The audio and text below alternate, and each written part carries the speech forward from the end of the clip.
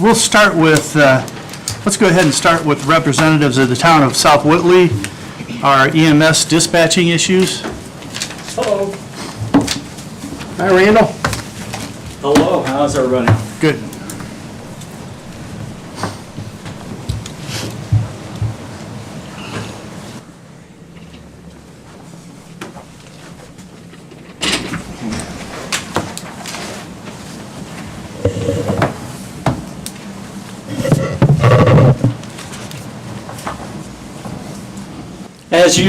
As you know, my name is Randall Kokol. I represent the town of South Whitley as a member of the town council.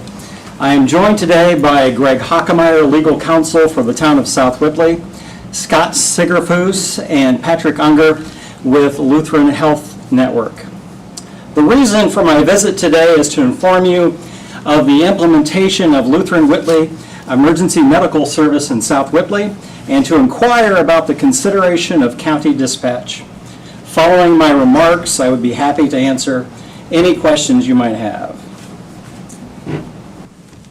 In January 2016, I reached out to Commissioners Amber, Schrump, and Rethlick by email, sharing my concern for the limited amount of time South Whitley's ambulance was in the community.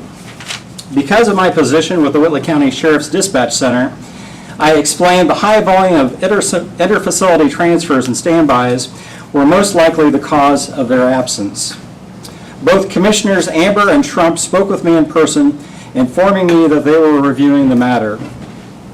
I began attending the Commissioners' meetings in February of 2016, voicing my concern regarding long response times, and ultimately it was determined that the increase in inter-facility transfers affected the absence and the poor response times in our community. Chairman Schrump stated he wanted consideration given to utilizing other assets within Parkview's system for use with inter-facility transfers. On May 2nd, 2016, Commissioners Schrump and Rethlick voted to extend an agreement with Parkview Whitley Hospital to provide emergency medical service until December of 2021. Commissioner Amber voted against the 5-year extension. In the agreement, the commissioners added a stipulation to utilize other Parkview assets for inter-facility transfers when appropriate. The agreement also gave Parkview Dispatch the responsibility of dispatching their ambulances. Additionally, all Whitley County EMS assets were transferred to Parkview Whitley Hospital. The annual cost of the agreement was $250,000. Chairman Schrump met with me a few weeks after the vote to explain his position in the matter. Although I appreciated him taking the time to meet, we parted agreeing to disagree. In late May 2016, I contacted Krista Quinones of Lutheran Health Network. I explained my concerns with our current emergency medical service provider and the direction it was headed. I asked Ms. Quinones if Lutheran would be interested in providing EMS service to South Whitley. Ms. Quinones stated that they would be interested, and we scheduled a meeting to look at the feasibility of such a partnership. In June 2016, I met with Ms. Quinones and Mr. Unger. We shared many of the same ideas for partnering with Lutheran for EMS service. 1, an ambulance staffed with a paramedic and advanced EMT full-time, dedicated to South Whitley for emergency runs. 2, having the local Sheriff's Communication Center dispatch the emergency, therefore utilizing staff knowledgeable of the area, landmarks, and people. 3, utilizing local certified volunteers who want to work on the ambulance to supplement the full-time staff.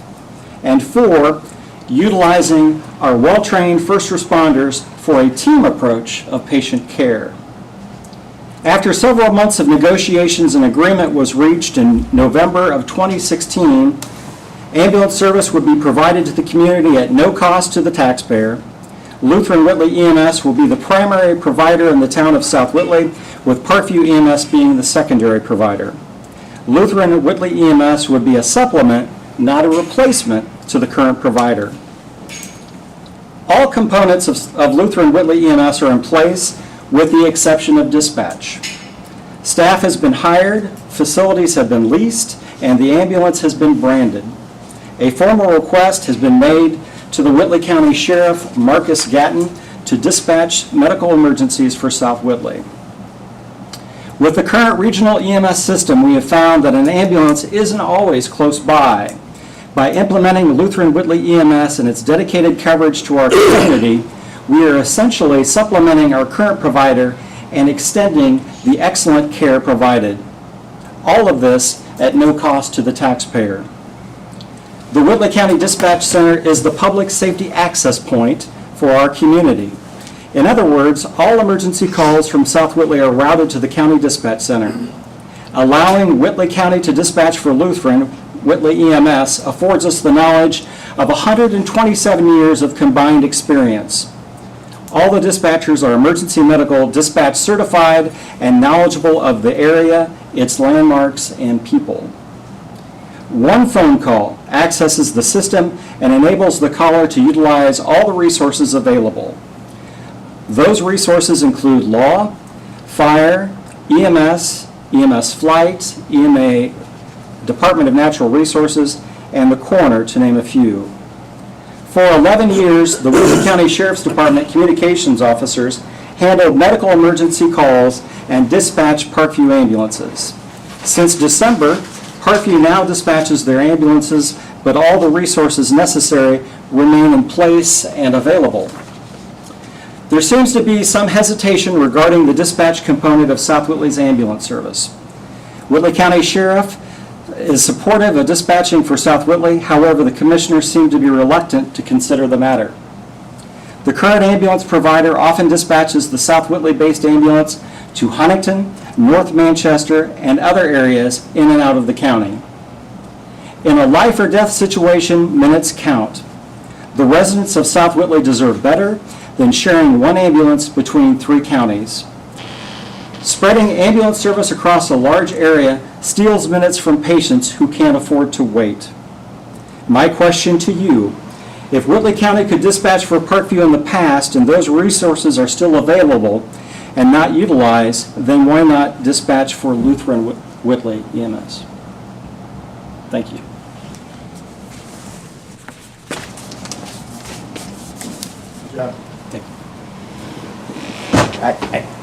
One thing that I've heard from the beginning, I'm not knocking you, you understand Oh, I that, right? Okay. But one thing I've heard from the beginning is at no charge to the taxpayer. I guess I have 2 questions. If I'm living in that area, how am I gonna feel when I get my bill? Because, are you telling me it's free ambulance service? No, not at all. But that's what you're implying. Okay. It's no cost to the taxpayer, and I would caution you to say, other than the road. Right, yeah, I understand. No, I mean. My other question is, Go ahead. are we talking the town of South Whitley or town of South Whitley / Cleveland Township? Right now, we're talking the town of South Whitley, but I assume Cleveland Township will join in. 'Cause I was We have an never- agreement I was signed. never clear on that one. Yeah, we have an agreement already signed with the town of South Whitley, and Cleveland Township is looking into it. Okay. Mr. Chairman, I'd make a motion that we allow dispatching of the South Whitley Lutheran ambulance, provided that any additional cost to do that be borne by the town of South Whitley. Got a motion? Read that motion, please. I make a motion that we allow our sheriff's department to dispatch the South Whitley / Lutheran ambulance. However, if there's any cost involved to do that, the town has to pay the cost in equipment.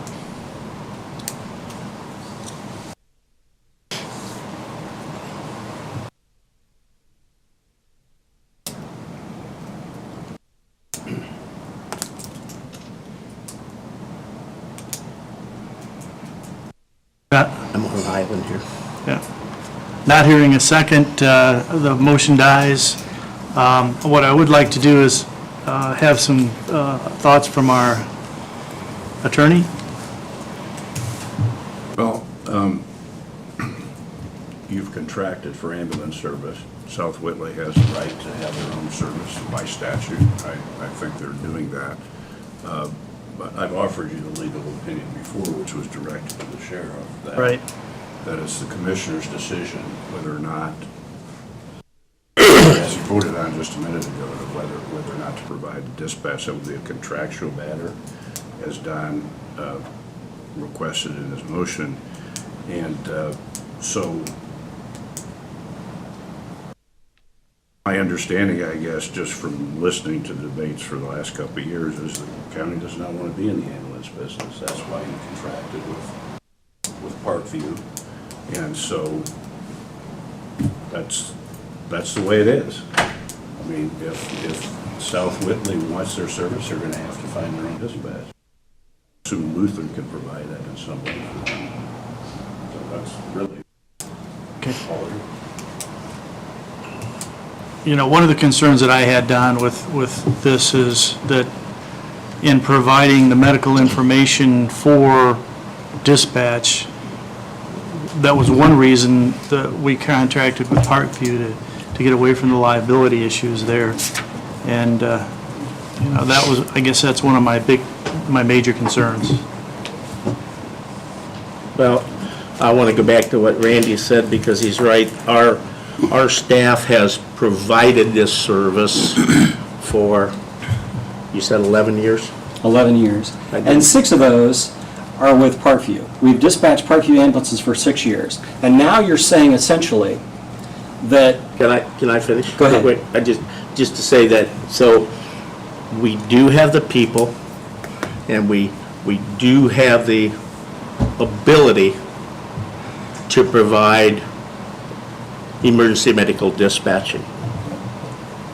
No, I'm sorry, go ahead. okay. So we've dispatched for Parkview for the past 6 years, and now you're saying we can't dispatch for another hospital. I disagree with that.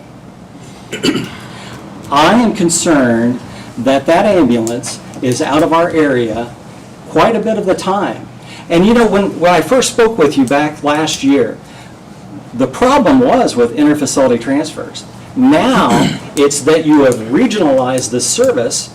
The ambulances are in North Manchester and Huntington. We've had calls, the South Whitley ambulance was taken down south on 24, south of Huntington. And that is not right for the people of South Whitley. And those are your constituents. And they're sitting out there, and they're going to hear about this. And I think it needs to be given some consideration. Randy, so you're telling me when those ambulances are dispatched, that there are other ambulances that are put into position? Absolutely, there's other ambulances. But they're put into position that if there were an issue at South Whitley, that they would be covered? I don't have the file with me now. The other day, our South Whitley truck was stationed down in North Manchester. There was a run north of Columbia City, like Tri-Lakes maybe. So from Cherubusco to North Manchester, for probably a time period of about 30 minutes, there wasn't any coverage in between those two spots. Now, do you find that acceptable? Because I don't. I have family that lives in South Whitley. I have kids, I have grandkids. And you're saying just because there's some sort of contractual agreement, which I'm sure we could get through with Parkview, because I don't think, honestly, they're not going to want the bad press, that we can't take care of the people of South Whitley. It's time we give this some thought. I would ask that we set up a meeting between the three of you and Attorney Sigler and Attorney Hockemeyer, and we work this through. Will you at least give me that consideration? I don't know that we legally can do that. Okay. Or Commissioner Trump. Okay, yeah, I mean, that's a meeting. Yeah. That's a meeting. Yeah. I don't think that we're against that at all, as far as to have a meeting between you and I and Randy and whether it be Greg. Well, I think you're missing one player, which has to be Parkview in the meeting. Right. I mean, Right. so- Yeah. they're And welcome probably to attend Lutheran too. at the same time. Yeah. I guess I'm confused. Do we need Parkview's permission?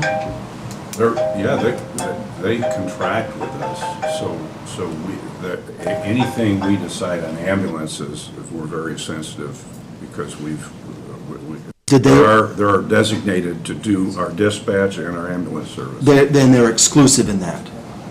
They paid us money to be the exclusive medical emergency provider in Whitley County as part of the contract? I guess I don't know the contract, so Dan, you'd have to educate me on that. The county has the authority, statutory authority to provide ambulance service, and as many counties do, they can contract it away privately. That's what they've done.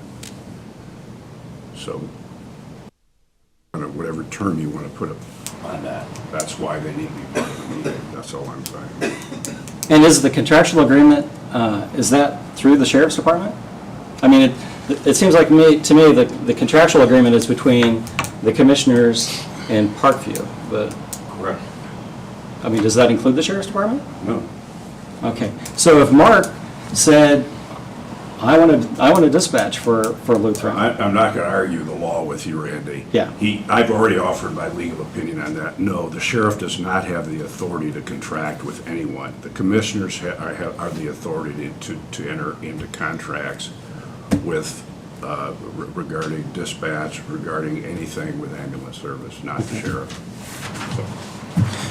Dan, it's your opinion that the county has delegated its authority to make decisions as to emergency... You're not going to put words in my mouth. Well, no, I've given you You think that Parkview needs to be at the table? If there's a you're talking meeting. about ambulances, Parkview should be at the table. Okay, I understand the implications to that. If you believe that is That's what I'm legally saying. necessary, They need to be at the table. Hopefully, it could be worked out. But we're willing to do that. And I appreciate that. And should I just call you direct and we'll That'd be set something great. up between Yep. all the parties and, okay. All right, thank you for your time. Thank you.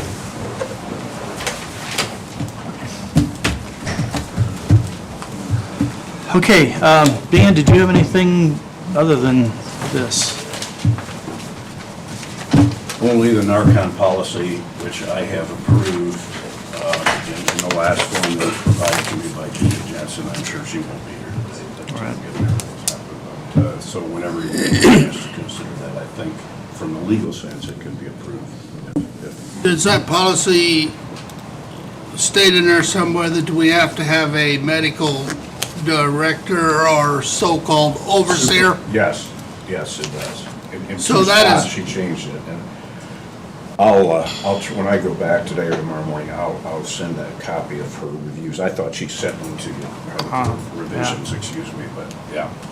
And I think we probably need to talk to Dr. Hatcher about that also to verify that she's willing to do what we need to do. So is that person somebody that's the commissioner's appoint or something like? It's her, it's the county health officer. It's either her or a designee. Yes. Okay. Yeah, I can't remember the exact language in the provision, but, in the policy, but it's in there, which is what I guys should read it over before you approve it to make sure Okay. you agree with me. So we'll table that until our next meeting.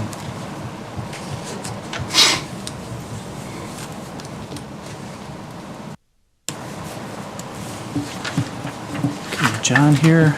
Yep. Next on the agenda is, let's go with John Myers and Nathan Bilger on the RDC annual report.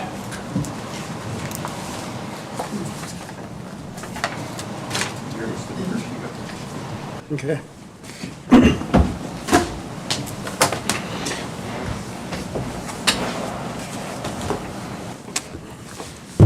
Yeah, just a quick report, and I know George has already heard this twice before, so that's his, we'll try and make it as quick and painless as possible. But as you may remember, we had some discussions last year about how the redevelopment commission had a lot of projects, was spending a lot of money, and we just felt that it was necessary to get our arms around some of the project management and other stuff, just so we could control costs and hopefully save money in the long run. And so the commissioners seeded money, as well as some funds we had at the EDC, decided to go in and essentially spend some money so the planning department could have a part-time person that could be focused on the redevelopment projects. Again, drafting the notices, doing the publications, getting all of the documents out the door. Again, not that we weren't doing that, but it was, we weren't as disciplined and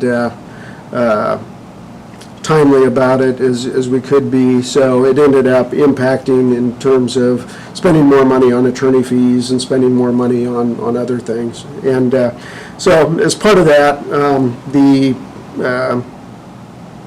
Nathan added a half a staff person as of the first of the year, again, just as a trial run for this year to see if we could end up saving the county some money. Part of that was helping out with the annual report for the redevelopment commission. A lot of work that Jana and her folks did, but we thought it might be helpful to have something that was all together, easily readable, all in the same place. So when somebody runs into you guys out in the street and you ask questions about different projects or whatever, you have something all in one place and you can that you can refer back to. And so that's what this is, just, I guess, to report in that we prepared and filed, or about ready to file the report for the redevelopment commission. It was already filed. It was due on the 15th, so it was filed last week officially. So approved by the redevelopment commission, but again, just wanted to kind of explain what we do and what we've been doing with that. A couple, just a couple of notes. I mean, we have truly been blessed in terms of leadership that we've had with the redevelopment commission over the last nearly 25 years, with the implementation of the TIF district out on the eastern side of the county.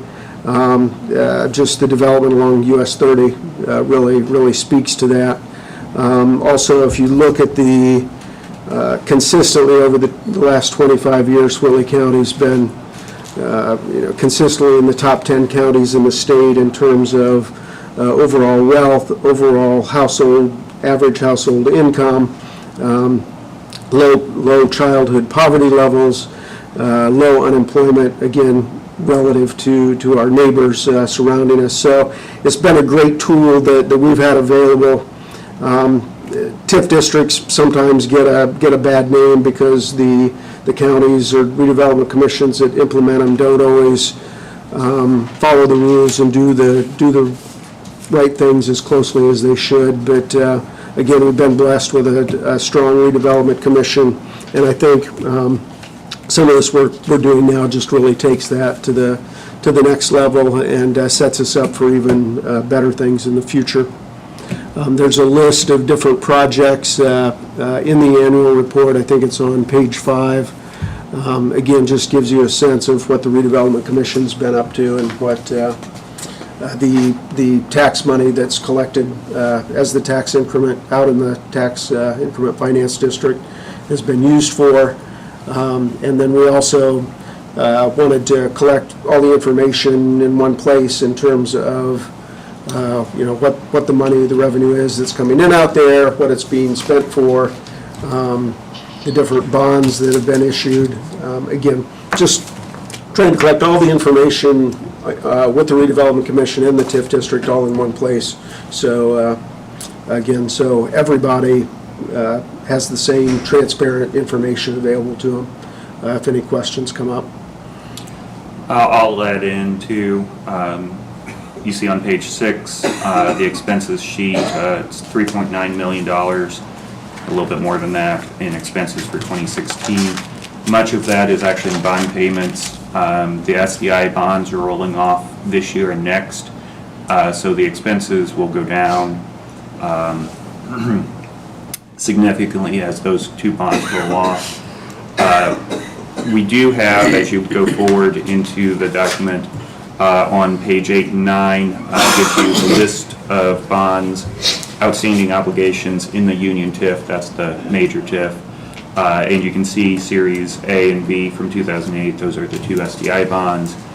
2010 is the one dedicated to Iotron, and then the Series 2014 A and B are the most recent ones. Due to changes in state law a couple years ago, the TIF, any TIF in the state is based upon the lifespan of the TIF is based upon either 25 years or when your last bond maturity date is. So as you look at that, the last date of maturity is February 15th, 2034 for the Series B 2014 bond. So that's when we need to start planning on the Union TIF expiring. Gives a total lifespan of about 41 years from the date it was initially started. And then for Rail Connect, the other TIF involved, there is no current expiration date as well because there are no bonds issued, and that was how it was set up. Once there is a bond issue under Rail Connect, if there ever is, then it would be upon maturity date at that point, or 25 years. Currently, though, because of the cost sharing that was set up between the two TIF districts, there's no need for that bond application yet. And then the last thing on page 11 and onward is a statutorily required list of TIF parcels in both TIF districts as well. We include it as an appendix just for everyone's information. So yes, a lot of information, but don't want to go into too much detail, but if you have questions for either John or I, or the commission, we can forward those on as well. John, could you explain what a TIF district is? I'm sure some people really don't know exactly what the TIF is. Could you give a quick summary of that? Sure. So the Redevelopment Commission is able to designate certain areas within the county or city, whatever's being covered. And the thought here is that specific area that's being developed, or that's that a redevelopment commission looks at, is someplace that needs to be redeveloped. So it's economically underperforming. And so in this case, the redevelopment commission designated an area that was primarily farmland for future development, particularly along US 30 with all of the infrastructure there, the roads and everything, to help develop an industrial base there.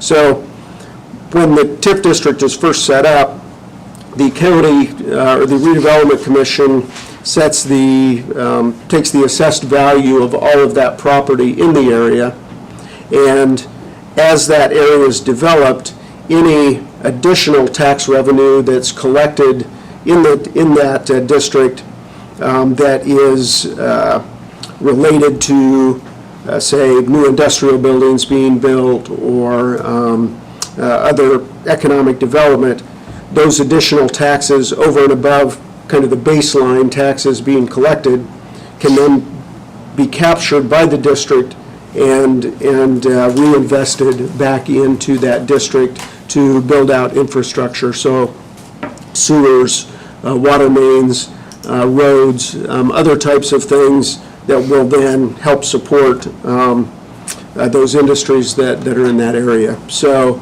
but again, as Nathan was saying, that's currently for a limited, under current laws, currently for a limited period of time. So the idea is that the county comes in and builds this area up, and then once the TIF district expires, then all of that assessed value then comes back on the county's tax rolls to help pay for, fire, sheriff's department, all of the services that the county provide. So it's a great tool because the redevelopment commission can go out and borrow money, can issue a bond to borrow money build the stuff like the sewer, like the water, build it out, and then as these additional tax revenues come in over time, pay the debt back. So it's really a financing tool to allow the immediate development of an area that we can then use to attract jobs and investment and business. So that's kind of a long-winded version, but Thank you. Could have been a paragraph left. I have a question with regard to all the parcels inside the TIF. Could you give me those four headings? I understand gross AV, I understand net AV. Okay. I don't understand base or INC. I'll just go through all of them. Parcel ID, that's self-explanatory. Yep. PTC, that's property tax code, either R or P for real or personal. Taxpayer name. Gross AV, that is your, Jana, that is actually literally the gross AV, right?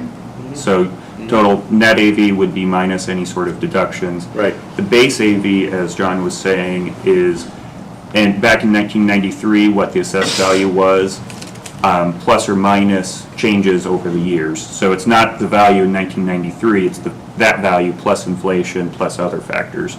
So what was the land worth when the TIF was set up? That's your base. And then the last column is incremental AV, which is net AV minus the base AV. And that's the actual increment that is being captured by the TIF itself, that then the tax rate is applied to determine the total revenue off of. It's incremental. It's increment. Incremental, thank you. Yes.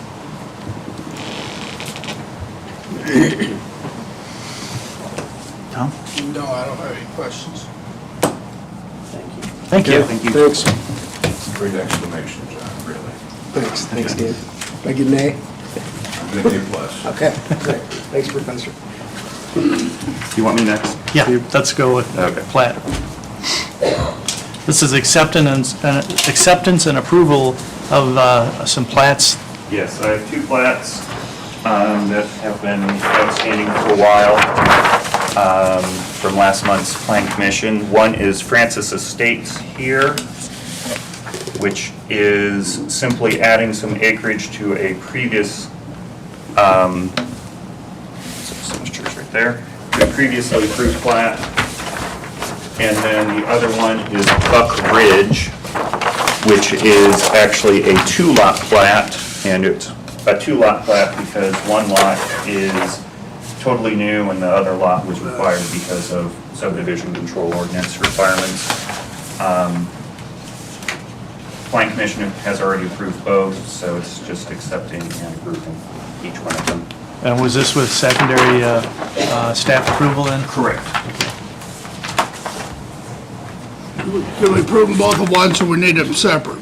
That's your We'll do chairman's it call. separately. Let's start with Francis Estates. I move we approve it.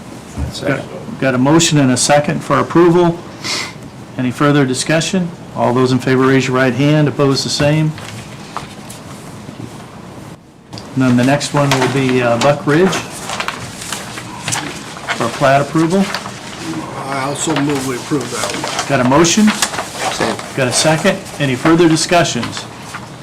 All those in favor raise your right hand, opposed the same. Thank you. Thank you. And while I'm up here too, and she's here, so I'll introduce Jennifer. Jennifer, I'm going to mess up your last name. So what's your last name? Shinaberry. Who's going to be replacing Kathy, who is retiring as of the end of this week. So reminder Okay, that her welcome. retirement party is Thursday afternoon. I don't, but I knew that. Well, now you do. What time? It's from, I believe, 1 to 3 in meeting room C. That'd be the 20th then. Correct. Is that right? Her last day is the 21st, but due to the other Kathy retiring and taking the Friday slot, We're You gonna gonna miss break this, Kathy. you gonna break this young lady in Wednesday night at the planning commission meeting? Wednesday night should be easy. It's 3 plats and a zoning amendment. That should be pretty nice clarification, but It was yes, a nice break-in meeting. nothing too controversial. Throw in another reconsideration of index. One of it. And Nathan didn't have to go through that one. That's right, he did. Escape that one. Thank you, Nathan. Thank you. Give him here. Gotta give him a High dollar special Sharpie. pin. That's right, that's a very special pin.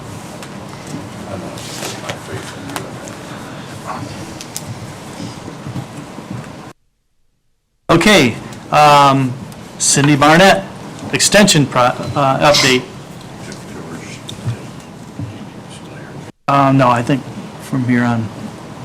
Did you have anything for Dan? Well, I do, but it's not, Cindy? no. Commissioner? No, I So we think can hear you. I think you're all set. Okay, thanks. Thanks, Dan. Thanks.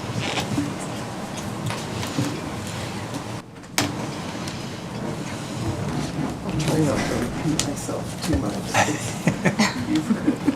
There's some new information on that. Good.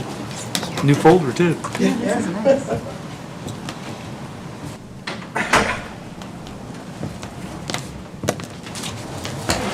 Well, good afternoon.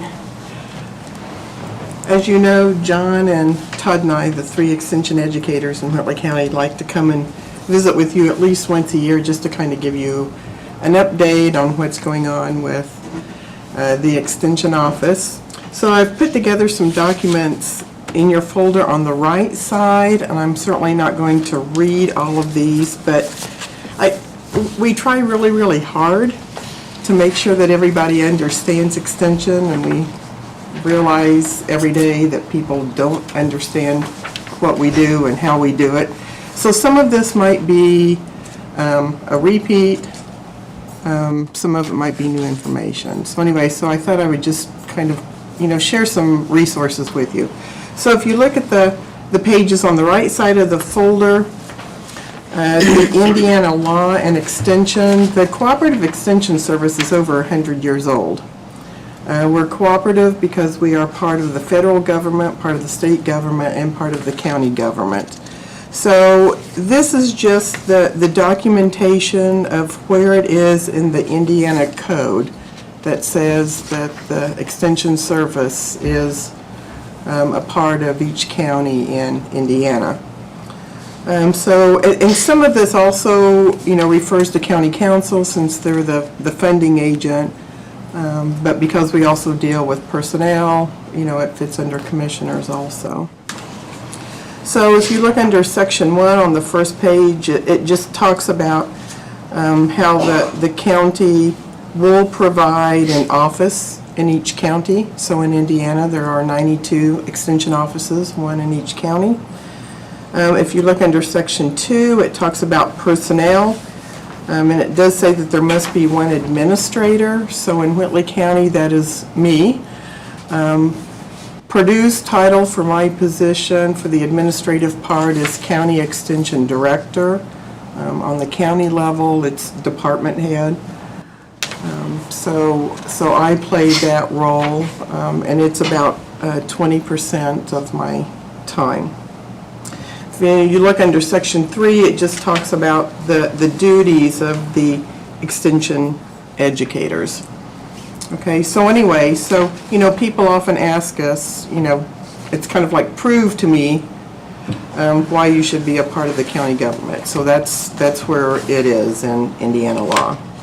So if you go to the next page, the flow of resources, this just shows a little bit about how the resources flow. As I mentioned, on the federal level, we're part of USDA. And this is a nationwide concept. So USDA is kind of our boss at the very top. Research dollars from USDA then funnel down to the land-grant university in every state. So in our case, that is Purdue University. Okay. State government also feeds into Purdue University as well as county government. Okay, and on the county government, Whitley County has a contract with Purdue University to provide for 3 or 2.5 extension educators in Whitley County. Okay, and then underneath the College of Ag at Purdue, then we have the county extension staff, so we have 2.5 full-time extension educators, We have 2 secretaries, and we have a program assistant. Underneath us, we do have an extension board that's 12 members of Whitley County citizens. They're the ones that are responsible for essentially making sure that we're on track. We meet with them 5 times a year. We review programs, they make sure that we're reaching the right audiences, providing the right programs, and then they're also the ones that do our evaluation. If we have to do any kind of personnel matters, such as with Purdue's staff, as far as educators, hiring, firing, retiring, they're also involved in that process.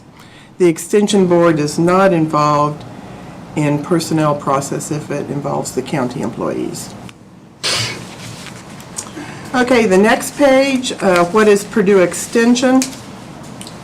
There again, it's just really, really brief, but it talks about the 4 areas that we specialize in, ag and natural resources, and that is John Woodmansey. John is a full-time educator, but he's split half-time between Whitley and Noble County. So he's in Whitley County Tuesdays and Thursdays and every other Monday. Health and Human Sciences is the area that I cover. Long time ago, that was known as home economics. In the school system, it's called Family and Consumer Sciences. On the Purdue level, on the university level, it's called Health and Human Sciences. Community development is the area that all of us work in. Some counties have a dedicated educator just for community development. Here in Whitley County, we do not. So all of us work in the area of leadership with different groups. 4-H youth development, Todd Geiger is our educator that specializes with the 4-H program. We also listed our mission and our vision statement. The next page is the role of the extension educator. So this is essentially the job description for an extension educator. Talks a little bit about core competencies. And then on page 4, it talks about the role of the county extension director. Okay, so I'm not going to read through all of that, but it's pretty detailed. And then, you know, what all of our extension boards do is they take this job description and then they interpret it for the county. So, you know, in Whitley County, they look at this and say, okay, how does this apply to Whitley County? What audiences, what programs, what communities? The next page is talking points of Purdue Extension. So those are just kind of our elevator speeches in very short form, but just talks a little bit about why Purdue Extension, why is there a Purdue Extension in every county, the benefits of it, and then on the bottom half of the page, it's more of the financial end of it. So the county does provide salaries for secretaries and for program assistants, provides the office space, provides all of the finances we need for supplies, mileage, etc. The contract that Whitley County has with Purdue is a contract to place 2.5 educators in Whitley County. The 3 educators are considered Purdue employees, so Purdue provides salary, provides all benefits. Okay. Any questions on any of those? Okay. On the left side, thank you, Tom and George, for coming to our annual meeting. Don, we understand that you were vacationing somewhere warmer. Sorry. That's He's fine. not sorry. But on the left side is just, Don, the little blue brochure. We focused this year on Health and Human Sciences, and this brochure is just kind of a review of some of the programming that we did in Whitley County in 2016. I think I got it by mail. Okay. And then the other thing is the placement that we used, and it has some stats that I specifically use when I'm considering programming in Whitley County. And then the brown spot in the middle are specific programs that I teach in Whitley County. That's just kind of a sample of some of the programs that I do. So, Cindy, I have to say, not being from the ag community, the last couple of months with the meetings and talking to different people, I've got quite a respect for what you at the Extension Office do, because before I really didn't look into it that much, but in going to the meeting and dealing with the diabetes control, nutrition, family resource management, cash management for our youngsters, I think it's great. I really do, and we appreciate what you're doing. thank you. Of course, we love the 4-H program. Sure. Oh, yeah. And it's growing again. No, that's good. That's good. We weighed in feeder calves Saturday, and we weighed in 23 more than last year, so Wow. we weighed in almost 250 feeder calves. So That's crazy. that barn will be full, yeah. Yeah. So, But we do appreciate what you Appreciate do. what you guys do. great, thank you. Don't And- tell Cindy Brown. What, oh, Don't okay. tell Cindy. While I'm here, any update on office space? Any, The only thing I can tell you is that I have reached out to the state, and they've just said that it's going to take some time. Okay. The one thing I have seen is that the legislators are looking at between 100 and 200 million going towards DCS, Department of Child Services, and I'm sure that once they get that straightened out, they'll probably get with us and decide what they're going to do. But until that time, is we're that kind of- something they're looking at this session?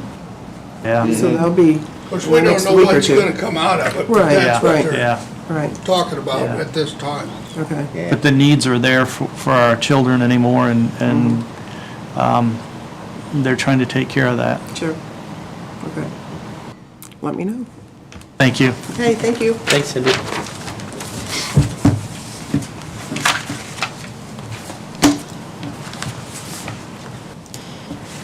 Brandon, did you have anything? Oh, don't get him up here. He's gonna go on and on. Yeah. I think that's about all we've got right now.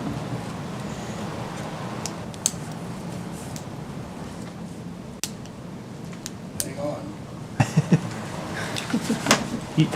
That's right. Tons of them, huh? Well, yeah, I was gonna mention that. Well, okay. Okay. I got a couple things to mention. Either in February or March, I didn't go back to the minutes and see when it was. Drainage Board and Commissioners approved a right-of-way cut permit for NIPSCO on the County Road 800 East, county line, to lower a gas main, to provide for storm sewer to a development. NIPSCO did go out and start doing that work, and the integrity of the road was being challenged, so they backfilled everything, pulled off, and called me last week to ask if they could close the road starting next Monday. I told them, sure. For how long? About a week, and the Which road is it?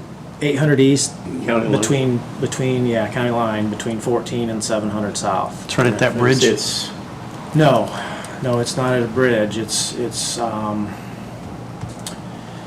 the next phase of that Harrison Fields subdivision there. okay, I thought it was a lot farther south. We're not talking clear down by Popcorn. No. I'm sorry. No, it's the So first this is half mile. 14, 1 mile. First half I mile. was thinking the same. 600 south to 700 south, okay. But the plan is, at least, the plan is to, while they've got it closed, get the gas line finished and go ahead and get the storm put in. So they hopefully only have to close it once. I suggested strongly that they, today, put up advanced warning signs like we've been doing with our bridge projects to let the traveling public know that the road's gonna be closed next Monday, so. What's your detour going to be for that? They are gonna post a detour. I haven't seen that yet. Presumably it's gonna be 700 to 700 to 14. That's the most direct route. I think it's gonna take a week, you said. That's what I was told, that Okay. hopefully they can get both the gas and storm done within the week.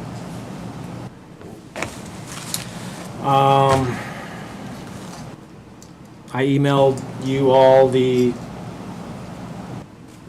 draft agreement for towers in the right-of-way. We did. It's just that, it's a draft.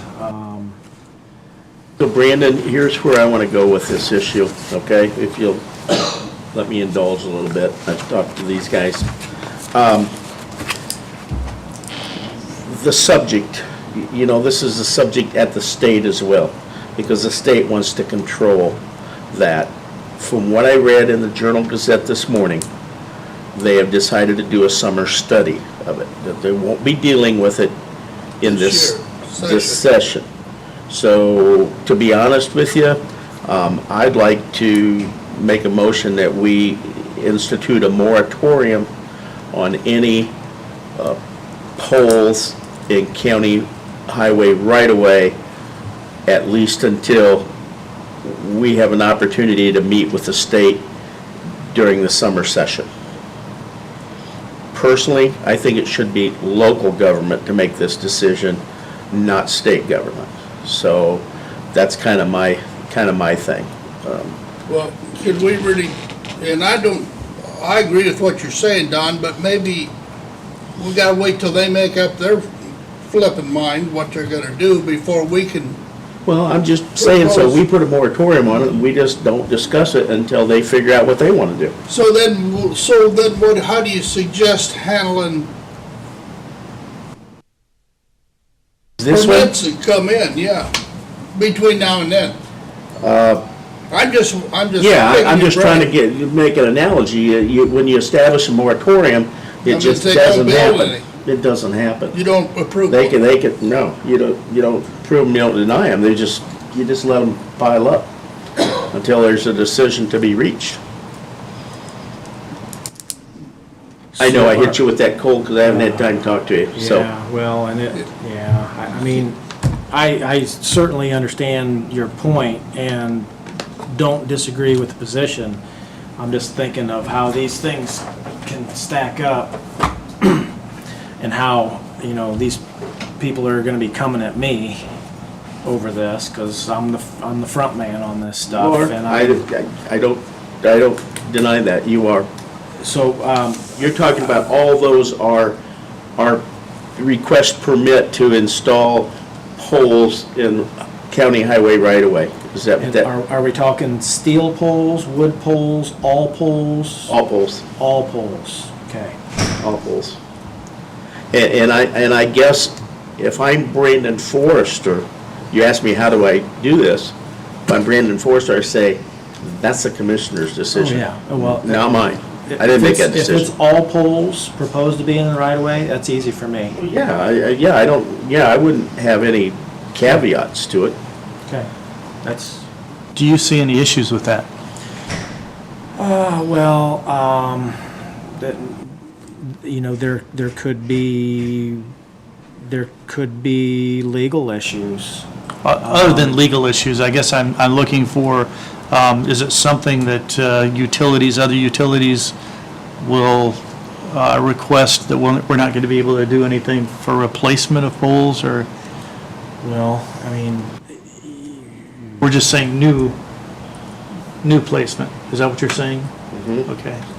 Yeah, and if you want me to be more specific, I'll tell you telecommunication poles. Well, that's just what I was gonna ask. What about electric poles that's already established? If they have to put a new pole in somewhere?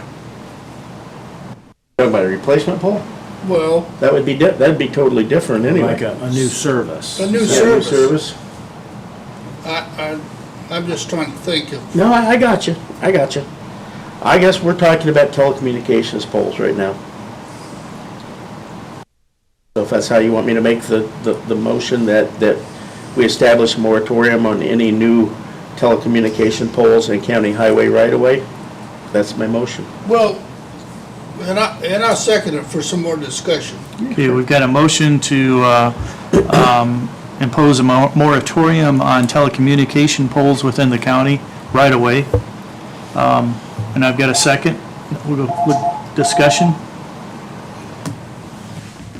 Well, the thing that galls me just a little bit, the only reason they're doing this, so they don't have to buy property, on public land, so they don't have to spend any money. Am I correct? I believe that they admitted to that. I think we know that's what it is, whether they admit it or not, they just don't want to buy. Because you gave him an option. You gave him a perfectly good option on Lincoln Way. I'm sorry, Business 30. And they didn't like that option. No, and they don't want to pay guys at least to play it. They want Yeah, right away, so it's free. yep. You know, every other We need less, utilities or cell companies, they buy a piece of property or lease it. and I see Gary Hicks here, and Gary will tell you the same thing. Somehow you put a pole, a car will find a way to hit it, won't they, Gary? They could be 300 yards apart, but trust me, a car will find a way to hit the pole, so. And we shouldn't have to worry about that. It shouldn't be our worry. But again, that's neither here nor there. I'm just establishing a moratorium until the state figures out what they want to do. I hope that they'll allow local government to control it. Any further discussion? That motion did say telecommunication Yes, poles. it did. Yes. All those in favor, raise your right hand. Opposed, the same. And you're welcome to send them to us. You don't have to deal with them. That's Oh, fine. no, that's, well, Not a word. I've learned, if they don't like the answer they get from me, they're gonna come to you anyway, so. It's fine. Buck's gotta stop somewhere. Thanks, I appreciate a couple chuckles at least. So, update, we have completed our Paiser rating of every segment of roads in the county, Good job. and we just kind of, I say we haven't totally finalized it, but we've got an 80, 90, and 100-mile plan for this year. If we get to that point and the money's there, we'll do 100 miles. But we've got a lot of supplementary work, drainage work and things, so I'm not sure if we'll quite get the 100 miles, but I'm gonna say we'll get at least 80 miles sealed this summer, and we've got those roads picked out. I'll bring you a colorful map next time so you can see it rather than. Sorry, you just remind me of somebody. Yeah, well, and we have one that's done in highlighter, and I'm gonna go ahead and do it in the GIS. Different It's colors? Solid, different colors. You're gonna like it. Of our worst roads. Yeah, and they are. Mostly, they are our worst roads. Okay. Were you surprised when you did the Phaser rating? I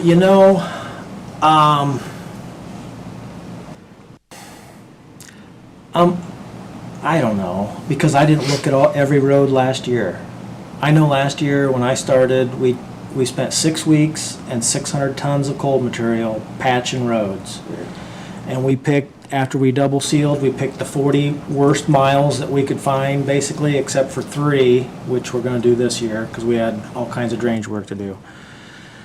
So I didn't look at all these roads back then, I only looked at a portion of them.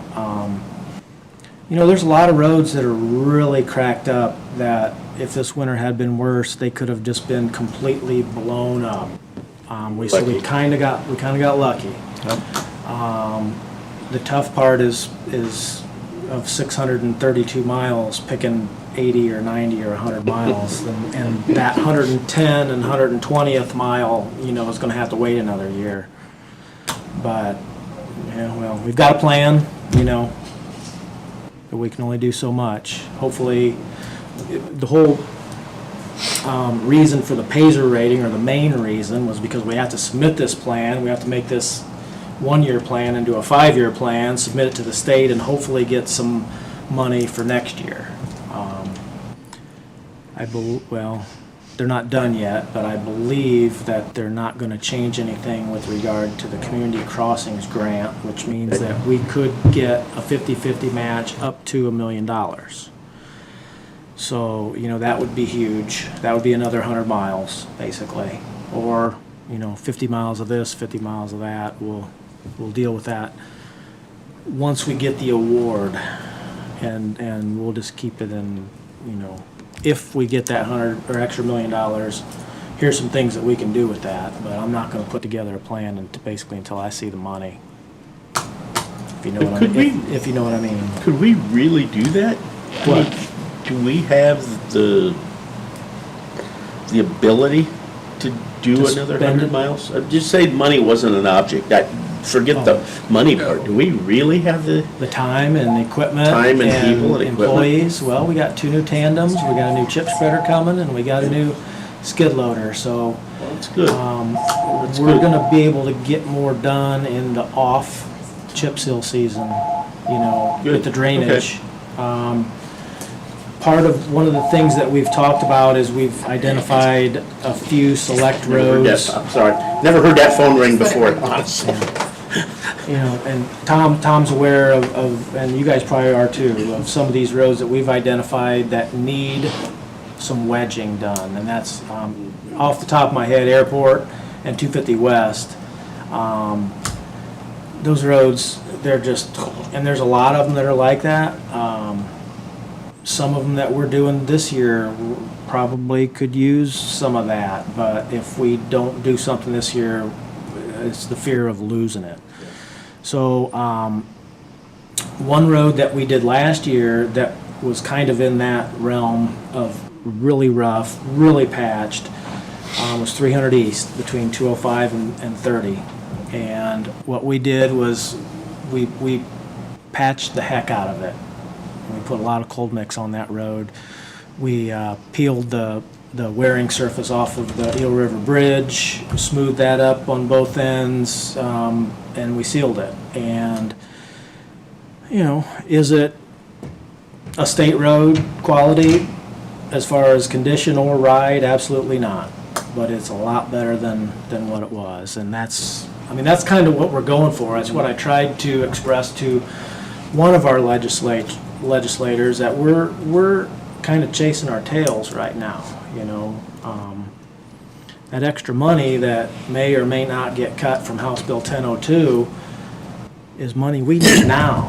We don't need it in 3 years, because in 3 years, you know, we will have lost that much more ground, or it's like we're treading water with, you know, lead shoes on, however you want to put it. So, that's that. Thank you. We're going to look at a subdivision tomorrow, Legacy Preserve, out off of State Road 14. I'm hopeful that the developer will hear what I'm saying. I've got a history of not hearing. Client. Where's it at exactly? It's east of 700 East on State Road 14. Oh, okay. Last I was out there, there was no side ditches, water standing in new homes' front yards, because there's no ditch for the water to get away, and, you know, They've been non-compliant from the get-go. pretty much. And that goes along with soil erosion and just, I mean, yeah. So, myself, hopefully Nathan, I think Kevin's gonna go with us. We're gonna meet out there with, and I've talked to the engineer that designed the site. Okay. He understands. Yeah, I bet he understands, yeah. So, you have, what, 2 or 3 right away? 2? Okay. That's the easy part, if you wanna. Okay. Two different ones, okay. First one we have is Old 30 and Lincoln Way, north side of the Old 30, boring across on the east side to the south side row. Okay. And this is for CenturyLink. And before before you consider a motion, so you know, when we were out rating roads, the contractor for that project was working, and we stopped and told them, you're working without a permit, and so they quit working. The utility contractor was a little taken aback by that. I don't understand how or why, but, you know, they've submitted one copy of one permit. When I called them and told them that there was a county drain involved, they needed to get consent from the drainage board, I heard nothing until I stopped their contractor from working, and then, you know, I was the bad guy, but. Okay. So last Thursday, at the 11th hour, they did bring in the proper permits for both commissioners and drainage board, and so I would recommend that you approve that one. Okay, we got a recommendation for approval. I forget what's it's called. I make a motion that we approve I see Brandon signed off. I make a motion we approve the. Okay, we got a motion. I second it. Got a motion for approval, we got a second. Any further discussions? All those in favor, raise your right hand, opposed the same.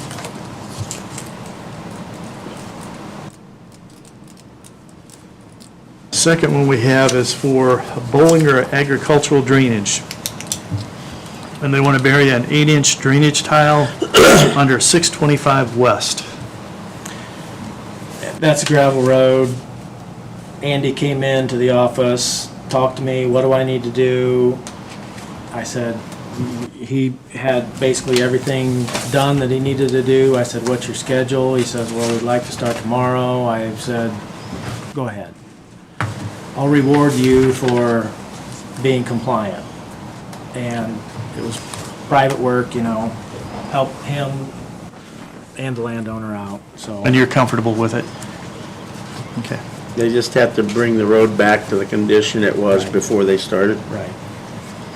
Move we approve it. Got a motion for Second, approval? sorry. We've got a second. Any further discussions? All those in favor, raise your right hand. Opposed, the same. Thank you.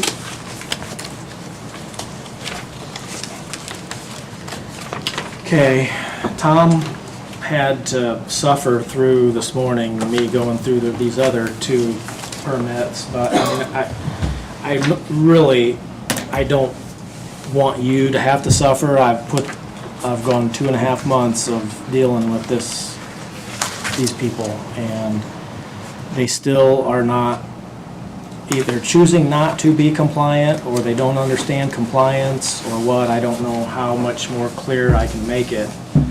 When I send them an email with, here's the links to all the forms, the instructions, here's clear instructions. You need to show this on your plans, you need to show this on your plans. And a week later, I get 2 great big sets of plans. I mean, I'll give them credit, they're giving me 3 copies of the plans with 1 copy of the permit. So for a fact, if you want to approve this, I'll have to go make copies for them. I'm not sure if you really want me and my staff making copies of permits for utility companies, but that's what they're pushing me. I haven't made the copies. And the company is, CenturyLink. okay. Okay. The So same they- company that had a contractor putting fiber in on Lincoln Way without a Yep. permit. Yep. You know, But God forbid we don't pay our phone bill.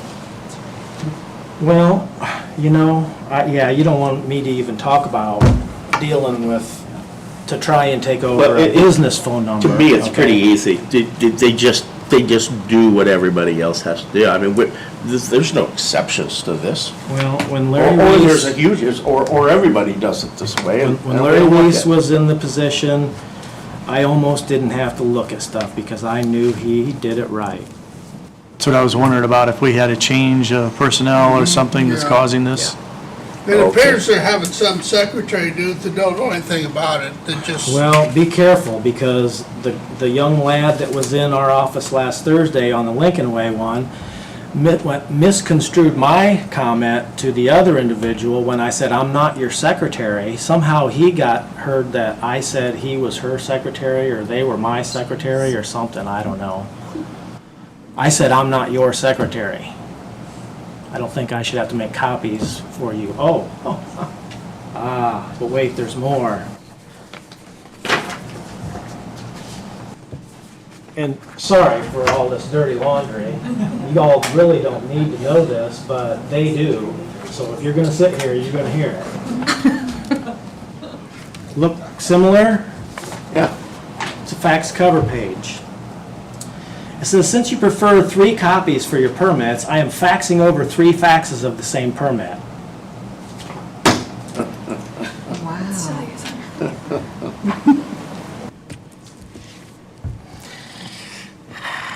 I don't have a very high tolerance level for this kind of stuff. I've been on the other side of the table. There is absolutely no way any other jurisdiction would put up with this, and I'm not gonna either. They should attend our next meeting. They should be invited to attend our next meeting. I think that's probably the best thing to do. It sounds to me like you've done everything you can do, so. I mean, I've explained it in numerous Yeah. emails. I Yeah. mean, like 3 times in Yeah. the same day, saying you give it to me in triplicate and I'll get it approved for you. I'll even expedite it. The first one they emailed to me asking for an expedited approval, and I'm thinking, hey, first time, you're new at this, I'll help you out. But after 2.5 months and this kind of stuff, I mean, I'm done helping. You gotta help yourself. So there's 2 other permits here that you can approve if you want. Somebody's gonna have to make copies of this, or you can approve it and somebody can make copies. Just don't ask me to do it. They just should be held to the same standards as everyone else. So if that means we don't, I mean, I'm not sure what you're looking, are you looking for us to say, no, we don't approve it until it's done? Because I'll make a motion that we don't approve it until it's done to the same standard that everybody else has to use. Well, as far as this permit, also went to the Drainage Board this morning. The Drainage Board approved it contingent on them, how did Matt put it? Making me happy. Thank you. I'm on a roll here. It's because you can see so darn much better, isn't it? It is. Well, Yeah, look at- I noticed that. I can see a Yeah. lot better. Yeah. Yes, you're right. It's those new eyes, man. I don't want to. But it's too bad to hold the company up for some office person's Well, and I will. lack of. I will agree with that, but I don't, Incompetence. sometimes I don't know how to get through to people. Yeah. Well, I think, No. Don's suggestion of having them come before us is probably what we need to do. We need to have that within the next month. Make sure, or next time they send us something before that, they have to come before us. What about my motion? I mean, do you want to dive lack a second, or? What was the motion? My motion is that we do not approve it until it's filed per our standard Well, procedures. that's the same as the Drainage Board made this morning, till it satisfied Brandon. They Well, approved it.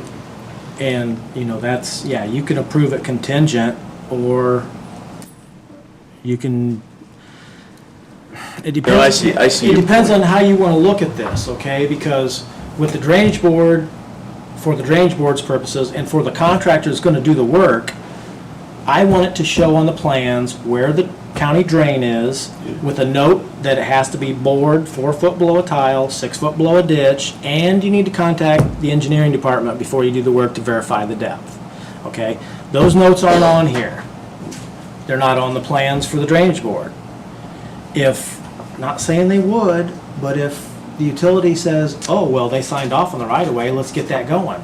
And they send these plans out to the contractor and there's no notes on there whatsoever, and for one of these, it's very likely, because it says to bore 36 inches under a culvert where there's a county tile running right parallel with the road, I mean, it's very likely they're gonna plow right through or bore right through that county tile, because there's no notes on the plans. Now, that's kind of a Drainage Board thing, but it's a county thing. It And, is a county thing. Okay, I'm gonna stick with my motion that we don't approve it until it's presented in the correct, following the standard procedures. Okay, Yeah, we got a only motion. second. We got a second. Any further discussions? All those in favor, raise your right hand. Opposed, the same. Thank you, Brandon. awesome, thank you. You got anything for me? That's all I, Well, we appreciate what you're doing. thank you. That's a lot better this morning. And that was just for you, Tom. I know you already had your supper this morning. I let Johnson know that that 2.5-hour meeting used to be the norm. Okay, real quickly, I have Community Corrections Advisory Board member roster that needs to be approved by the commissioners. Geez, didn't we just do this? No, we never got it done. What's your recommendation? I recommend that we approve. I make a motion, we approve the advisory board. Second. Got a motion and a second. Any further discussions? All those in favor, raise your right hand. Opposed, the same. Thank you. We have to sign, so just the chair. Here you go, Mr. Chair. Thank you.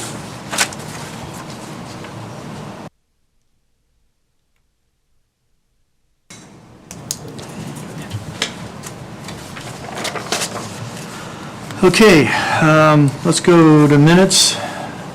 Everyone had a chance to take a look at the minutes? Any additions, corrections?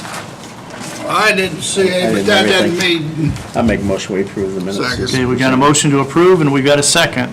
Any further discussions? All those in favor, raise your right hand. Opposed, the same. Thank you.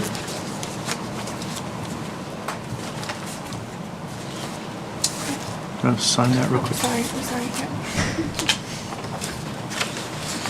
before we get away.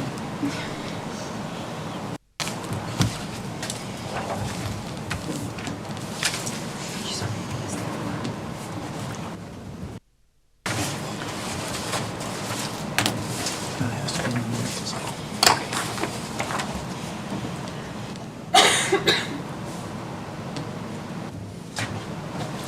Okay, claims. Well, first of all, I'll make a motion that we approve the payroll claim. Got a motion to approve the payroll claims. Got a second? Any further discussion? All those in favor, raise your right hand. Opposed, the same. Thank you. Okay, I had an opportunity to go through the claims this morning. Very well done. I didn't really have any questions that I could not deal with this morning. They're always able to answer my questions. We had a claim for MG Trust, which I've never heard of, and what it is, it's MG Trust is going to require that we pay electronically now. It's pay what? Electronically. it's a retirement thing. It's the isn't it? sheriff pension. Sheriff pension fund. So So that's it's why I just. I New just- name or something? Yeah, I just never seen MG Trust before, and it was. We usually pay them by check. Yeah. But they are now requested that we pay them by direct Yeah, deposit. for some so reason, I it's just had not seen the name MG Trust before. And then a couple issues with IT things, and I got all those solved. So I would make a motion that we approve the, Got a motion to approve the claims. Second. Got a second? Any further discussions? All those in favor, raise your right hand. Opposed, the same. No more grease cleaning for hoods. no, Or cars. no more car hood cleanings. Yeah, That's a good one. No, come on. That was funny. Right. So, and then here's the ones for today. And then here's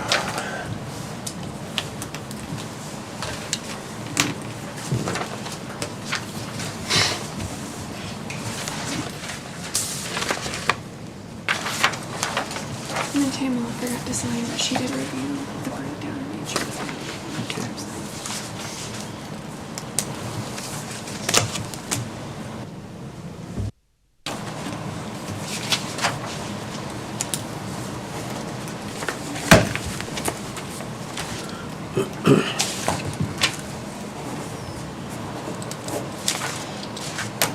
we take a 2-minute break.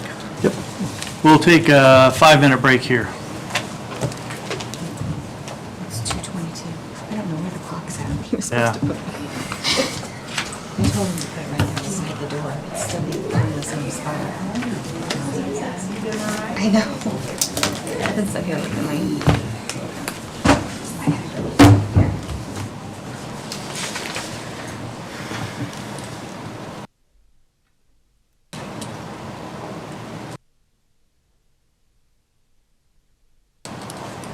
Jim, did you have something? Did you have anything, Jim? Yeah. I just don't understand. If you do, then I'll call you up, When Don's, yeah, when Don comes back, that way. But I didn't know if you had something, so I thought I'd better check with you. Sure.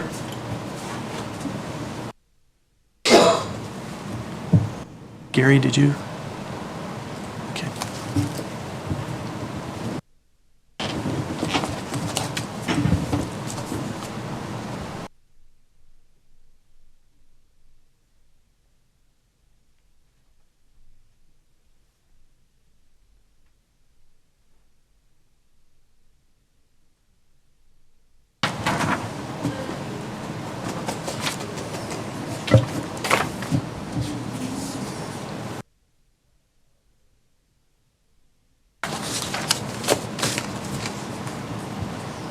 I'm used to seeing that clock up there. yeah, we need to find a new spot for that. It was right above that door, wasn't it? Oh, that's right, it was, wasn't it? That's why it's gone. They did a good job on that.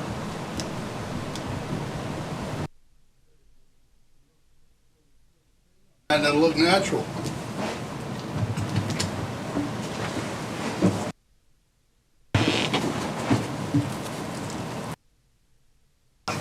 Somebody does that.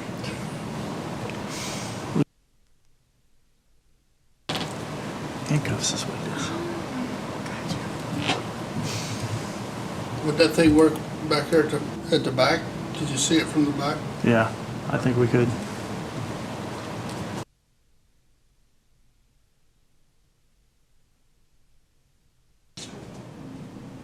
Bad thing is the audience couldn't see it, so I don't know. Couldn't see what? We could put it here, that way the audience could see. Yeah, that's good, that's fine. Or past that TV? Yeah.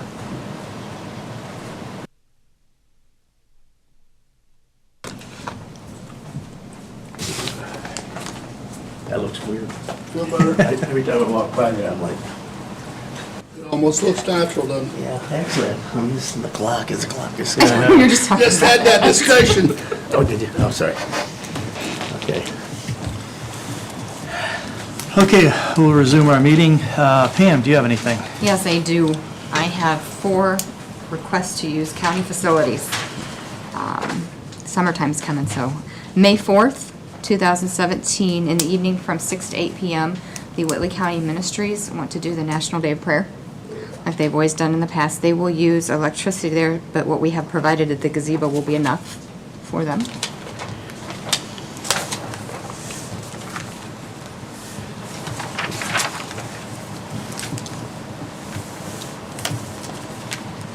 Move we approve it. Got a motion? Second, sorry. We got a I'm second? writing. Any further discussion? All those in favor, raise your right hand. Opposed, the same. Thank you, and while you're finishing up, I'll go to the next one. On May 13th, 2017, it's actually starting at 1 p.m. and will go till late evening hours, is the first annual Ride for Leukemia Cure they're going to be doing here in Whitley County. There's a brochure attached to this and an outline showing where they're going to go throughout the county as far as the ride. Then they're going to end up at the courthouse, and they're going to have vendors, several vendors, and 4 bands at the courthouse. So they will be getting with the city to get extra electricity as well. So what, they say what time they want the courthouse lawn? The drive starts at 1 o'clock. There's a map showing where they're going to go throughout Whitley County, but it will be towards evening, probably around 5 o'clock, that they'll start coming in, trickling into the A courthouse. motorcycle ride. It is, a motorcycle ride. Yep, this is the first year they're doing it. Actually, Q from Going Postal Yeah. is organizing the event. So, Okay, Is Mark Sturtevant aware of he is. the 4? Okay. Yep, yep. Oh. Mhm, and so is the city, yep. It's all clear, did? Okay. move we approve it. Got a motion to approve? Got a second? Further discussion? All those in favor, raise your right hand. Opposed, the same. Then the next one is for June 20th, a Tuesday through Saturday, Old Settlers Day. And that's obviously all-day events. Through Gene Smith, the Old Settlers Day Association, and Mark is aware of that week, and same thing will go as last year.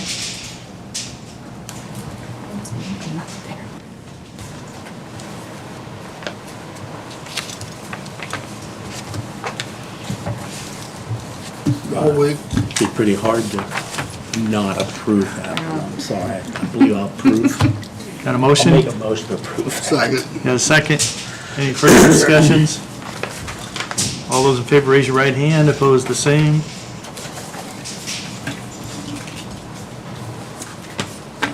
Thank you. And then last but not least, the Walk to Remember, which we've done before, through the Compassionate and Friends Demonian Grimes Funeral Home with Sharon Brockhouse. The walk will begin at 8 o'clock on August the 12th, 2017, and they'll use the gazebo for approximately 45 minutes to register the walkers, and then they start the walk.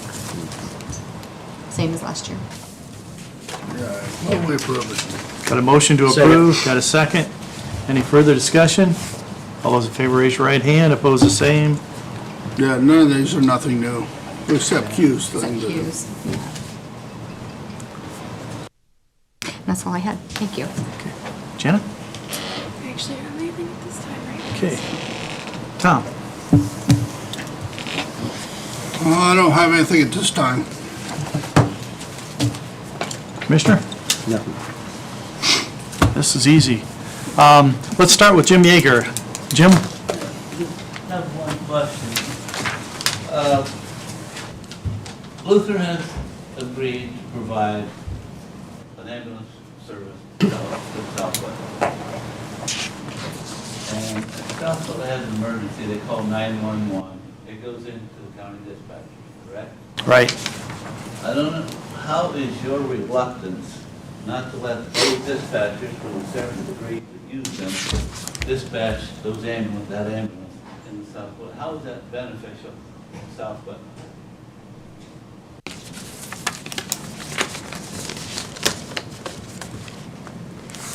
Well, I tell you, I'm going to be blunt honest, and the reason I didn't second that motion, the commissioners worked for a year on this contract with Lutheran, and they looked into all the other options, and this is what they come up with. And I can't, and they got a legal contract with Parkview to do the dispatch and the ambulance service, and I can't sit here and go against that. And legally, and know my ramifications for making that, for seconding that motion. Yeah. I just can't do it at this time when the presenters come in here and give us 3 minutes, 5 minutes to think, of knowledge to think about this, make this decision. And that's the reason I didn't second it. We've had this dialogue for a year. I was not involved on any of it. Since a year ago. Yeah, but I've not been involved, and I didn't even know they were coming until it was on, it's just said, it was on the agenda, and so I knew nothing about it. And that's why I couldn't second it at this time. This has been on for a year and you didn't know anything about it? Well, I didn't know anything about the coming in today. or Jim, when it was how many about. times has, and I'd like, Jim is the trustee for Cleveland Township, so, and we want to thank you for coming. But we didn't realize it, the regional ambulance part of this wasn't started until January. And so we were going to give it some time because we heard what you guys were saying. We heard it, that the transports that were an issue. And so in talking to Parkview, they were going to work with us and make sure that they had transport ambulances and that this regional concept would be a beneficial for us. And we still believe that. But, you know, that's why we did what we did. And I still think that it's a good situation. I really do. We don't see the movement of the ambulances in Whitley County. We don't see that, but they're always moving the ambulances around to make sure that we are covered. And another thing is, Parkview has said that if there wasn't an ambulance available, that they would dispatch Lutheran. I don't know what more we want. I would just ask that, careful how you use the word "we," you know. We and we. That's all I'm saying is But I will tell you that, you know, a majority of the commissioners, when we make a decision, we expect that we all, since it's a majority of the commissioners, that we all agree. we can't always. Well, and I'm not saying we, We but can't always you agree. respect our decision. Well, I have to, I don't have any choice. I Okay. just don't necessarily like to be plumbed in with Well, that's the fine. decision. I'm not a regionalization fan, so. Well, and I understand that, but Okay. They're not, You've got qualified dispatchers not sitting there doing nothing because you're saying, well, South Dakota can't call in and have a dispatch. These are qualified people, and it looks to me like that's a resource somewhat going to waste a little bit. And I'm still don't it's understand. not, Jim, it's not going to waste. You know, the reason that we did this is because of liability, and I'm sure you understand that from the township, that when we were providing medical advice, our liability was expanded at that point, and we wanted to get rid of that liability, that if something would happen. And by doing it the way we're doing it, we're still getting, the response times are within limits. And until somebody tells me that Lutheran can do better, I'll believe that, but, you know, and we're open to that. But if Parkview does get a call and they don't have anybody available, they've said that they'll dispatch the Lutheran ambulance. What more do we want? Well, I'm hearing what you're saying is, yeah, we've got ambulance all over the county. We could have them anywhere if Lutheran can do better. The Lutheran is saying, we'll have one right in Whitland, dedicated to South Whitland. I don't understand. And I commend them for that, but I don't understand why you're saying, well, that's not good enough. I don't know. I'm not saying that it's not good enough, Jim. I'm just saying that Parkview has said that they would, if there is not an ambulance available for the South Whitley, Cleveland Township area, that they're willing to dispatch Lutheran. That's not an issue. So I don't know what more we could expect. So would Lutheran be the first dispatch or just a secondary dispatch? You'd have to talk to Parkview on that, because we've turned that over to Parkview. And I would like to ask, Jim, that when we do have that meeting with Randy, could you be available for that also? Because I think, we've had some discussions, and I think they were good discussions, and we need to have you involved in that also. It's not seeing where South Whitland does from all this reluctance and let's drag it on. And dialogue has been on for a year. I haven't been privy to all the upcoming meetings, so confusing to me. Okay. Well, thank you. Gary, you wanted to talk also. Sure, thank you. Now, Gary Hicks is also on the Cleveland Township Advisory Board. I'm a resident of Cleveland Township. I'm on the Cleveland Township Advisory Board. I came to this meeting with no intentions of speaking. And I thought, if nothing else, I could see my friend Don Amber. Anyway, I guess as I sit here and listen, I'm a little ignorant to some EMS issues. I've only been involved in EMS for 38 years. I've worked for both Parkview and Lutheran. And I've worked under Don Amber for a number of years. And one of the things that Don taught us, going through and taking care of patients, he said, I don't care what it costs, always do what's best for the patient. Always do what's best for the patient.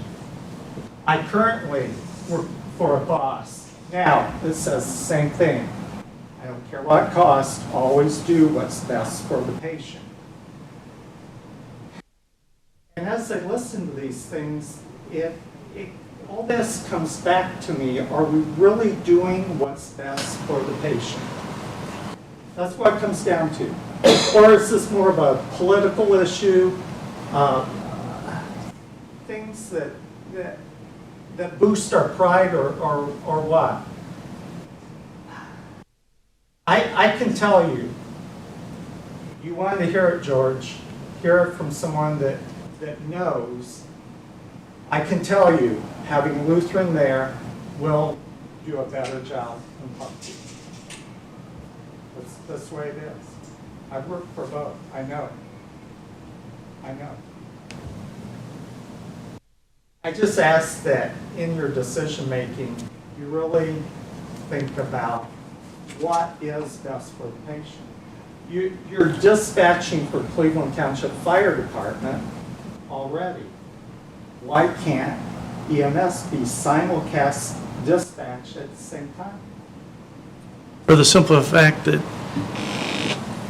once we get on with the patient or with the reporting person, then we have to stay on to make sure that the medical advice is given at that point. Right? And you have people capable of, yes. But we're not, the liability is there again. It's a total liability issue on that. It's, again, as far as making sure that we're providing with the patient, I agree with that. But at this point, you've got Lutheran and Parkview available. I don't understand how that is an issue. Because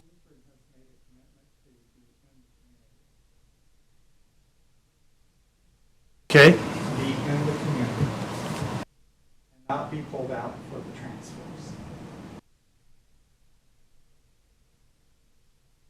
I just ask that you make your decisions based on what's best for you. Thank you. Did you have anything? Don, did you have? Anyone else in the audience would like to speak? I'll call for the motion. Motion adjourned. Motion to adjourn. Adjourned.